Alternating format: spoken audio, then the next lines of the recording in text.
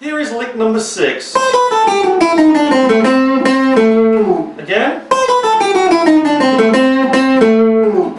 Okay, so for this lick we're modifying our minor pentatonic scale a little bit, but I do like to throw this one in because it's a nice sort of mix of major and minor. Works really well in a blues progression where it's dominant.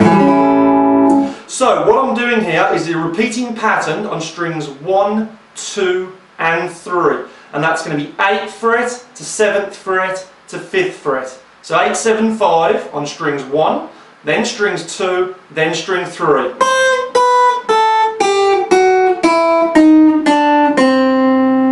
Okay?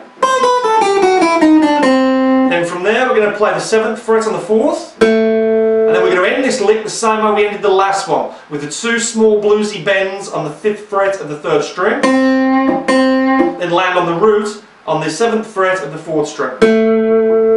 So slowly.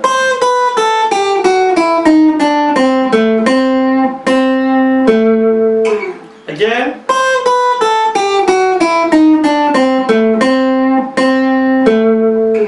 Great one to work on your alternate picking, that one if you're a beginner, to get those fast triplets in at the start. And again, that's what you want to be thinking of as those triplets. 1 and 2 and 3 and yeah, let's get that sort of triplet go onto them. So let's look at lick number 7.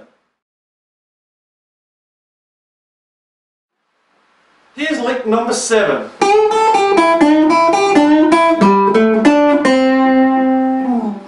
Again.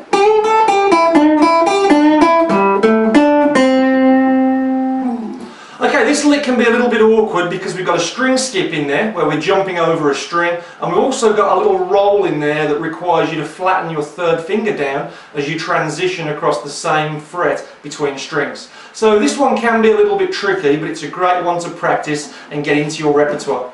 So we're going to start off on the 8th fret of the 2nd string, bend that up, going to grab the 1st string 5th fret, come back down, 8th fret to 5th on the 2nd, bend the 7th fret up on the 3rd, play 5 to 8 on the 2nd, back to the 7th fret bend on the 3rd, grab the 5th fret on the 2nd, now here comes the string skip. With your 1st finger, skip over onto the 4th string to play 5, 7, now here comes the roll. Flatten that 3rd finger across so you get the 7th fret on the 3rd, then drop that down to the 5th fret on the 3rd. So slowly let's do that one.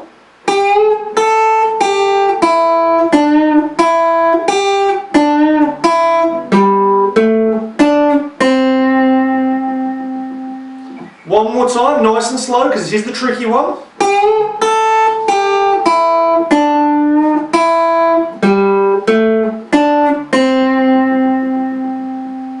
Again.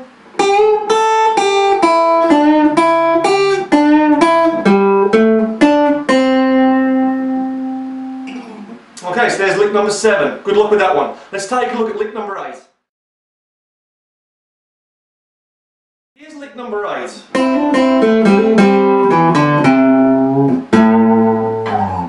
Okay, so for this lick, a bit of a double stoppy type lick, great to throw into your minor pentatonic scales, these double stops. They really pad out your licks and make them sound more rhythmic and more full.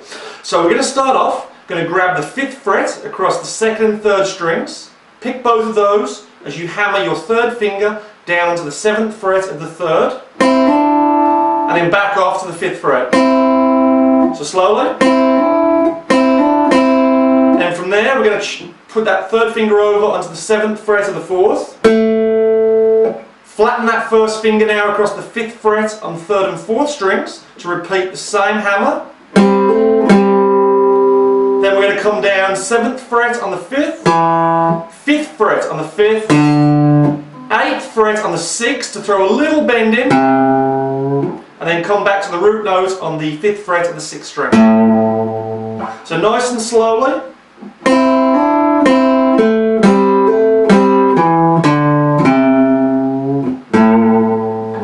Again.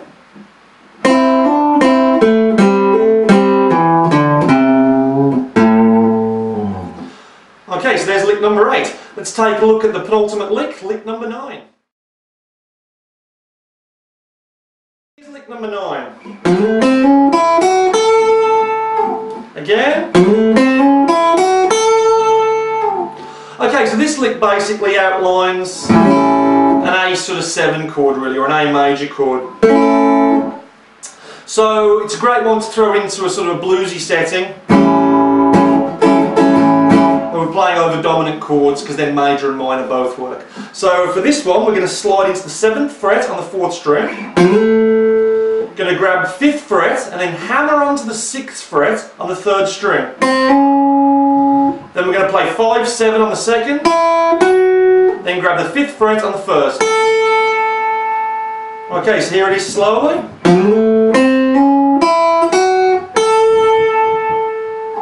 Again.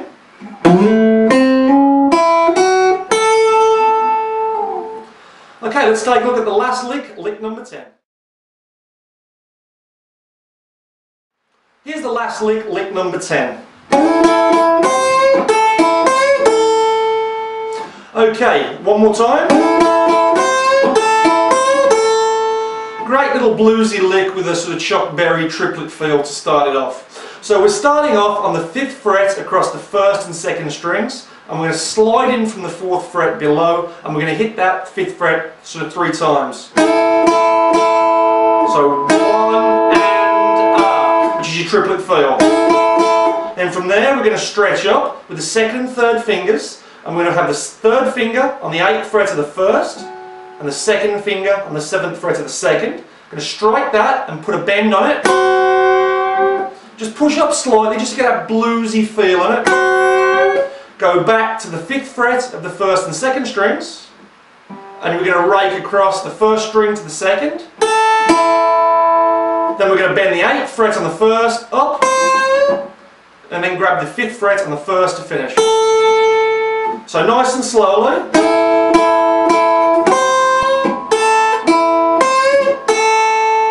Now this is a great one because you can modify this slightly, and instead of bending up on the 1st string 8th fret, you could bend up on the 2nd string 8th fret to get a little bit of a different sort of feel to it. Or you could even play them back to back. So we could have our first lick, and then our second lick with the modification, putting together a bit quicker.